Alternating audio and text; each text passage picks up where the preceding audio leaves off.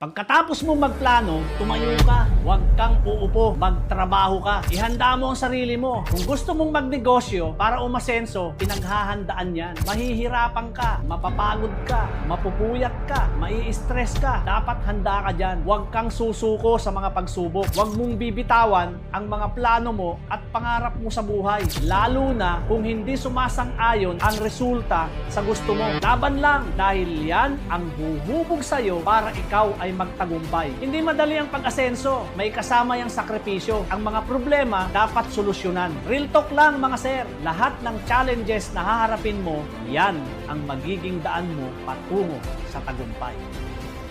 Gusto mong umasenso? Trabahuin mo. Tandaan mo, walang shortcut sa tagumpay.